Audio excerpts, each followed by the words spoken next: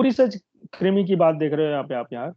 तो 567 हम सभी को पता है, पूरक 567 ये कोड हम सभी ने याद किया हुआ है। तो ककेरुक, मकेरुक, लेलियस, सशुलक और सौसुरात।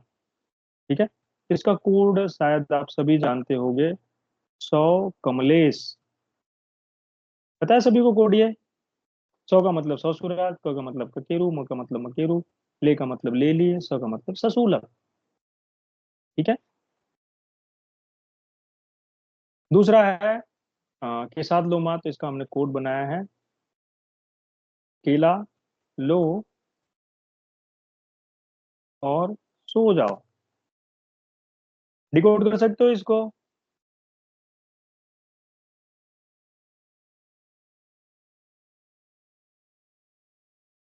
Can you decode decode this?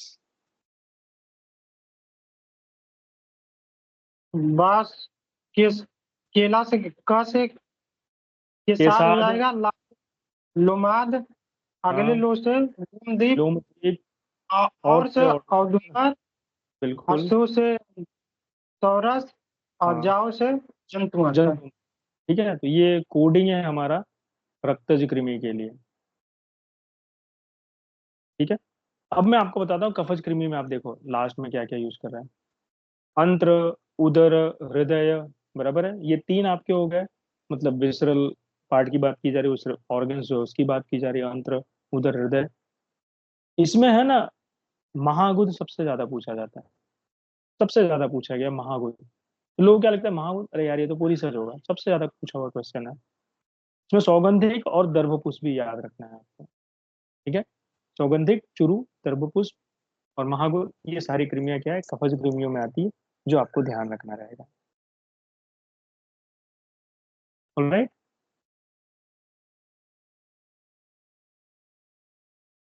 वहां को ध्यान रखना, सबसे ज्यादा पूछा हुआ है।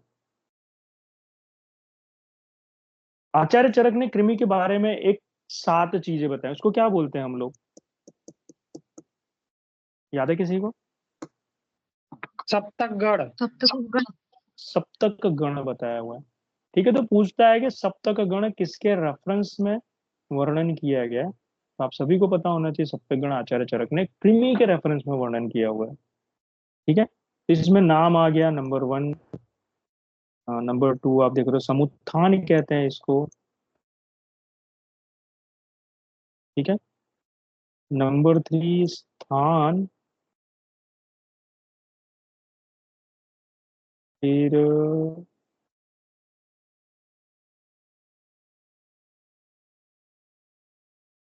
रुको,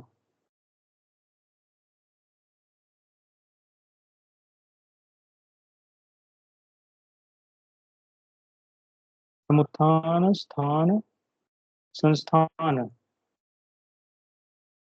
ठीक है, देन वर्ण, नाम,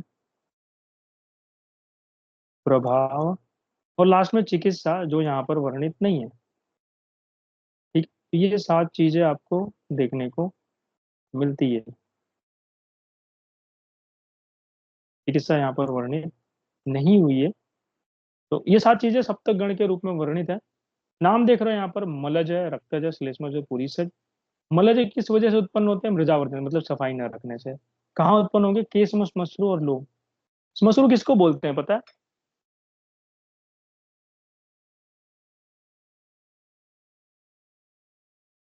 दाढ़ी मूछ। बिल्कुल, जो बियर्ड के बाल होते हैं, दाढ़ी मूछ, उसको श्मश्रु कहते हैं। लोम मतलब बॉडी हेयर फॉलिकल हो गया, केस मतलब सिर के बाल हो गए। मलज कृमियां तिल के आकार की होंगी, कोट और कंडू उत्पन्न करेंगे। ठीक है। रक्तज कृमियां कुष्ठ का निदान है, सबसे पहले ध्यान रखना, सबसे इंपॉर्टेंट क्वेश्चन है ये। जितने भी कुष्ठ के निदान है वो सारे रक्त कृमि उत्पन्न करते हैं, और इसकी वजह से कुष्ठ ही होता है। कहाँ पाए जाएंगे? रक्त व धमनियों में। ताम्रवर्णी के सूक्ष्म और अपाद है। संस्कृत में ना अपाद लिखा है, सूक्ष्म अपादश्च। केशमस मसरू, नख लोम पतन, मतलब केश मस मसरू, नख और लोम का जो पतन है वो, एज वेल एज कार्टिलेज, तरुणास्थि का नाश करने में ये इन्वॉल्व होते हैं। क्लेस्मज कृमि का निदान है गुड़, तिल, दधि, आमाशय में उत्पन्न होते हैं। पृथु, चपटर, गंडू पदाकार, केचुए के समान जिसको कहते हैं। ज्वर, अरुचि उत्पन्न होगा। और स्वयथु है, छवथु नहीं है। पुरीसज कृमि, ये भी सेम निदान है, पक्वाशय में उत्पन्न हुई है। पूर्णाशु संकाश मतलब उनके संबंध है गुदकंडू और अतिसार को उत्पन्न करेंगे। ये बातें हमें एग्जाम पॉइंट ऑफ व्यू से ध्यान रखनी है। नीचे इसकी चिकित्सा बताई हुई है, जो कि 7वां गण कह सकते हो आप लोग इसको। ठीक है, तो कृमि की चिकित्सा में क्या है, अनुवासन को छोड़ के बाकी सारी चिकित्सा उन्होंने बताई। उपक्रम जिसको कहते हैं, रक्तज कृमि अदृश्य होते हैं, शेष दृश्यमान होते हैं, ऐसा आचार्य सुश्रुत कहते हैं। कृमि के नाशन के लिए सुश्रुत ने पलाश भी स्वरज, वंग से बना हुआ दही का पानी, इसका प्रयोग, पलाश बीज काफी ज्यादा यूज होता है। दो मेडिसिन आपने सुनी होगी, कृमि कुठार और कृमि मुदगर रस, काफी ज्यादा यूज होता है। ठीक है, तो पलाश बीज उसमें यूज किया जाता है। नीचे आते हैं, आचार्य चरक ने कुछ वर्ड यूज किए हैं एज वेल एज आचार्य सुश्रुत ने। भिषक को कारण बोला। ठीक है, भेषज को करण। कार्य योनि क्या है, क्यों कार्य किया जा रहा है, मतलब योनि मतलब कारण क्या है, सॉरी रीजन क्या है, तो कार्य योनि है धातु वैषम में, इसकी वजह से सारा काम है।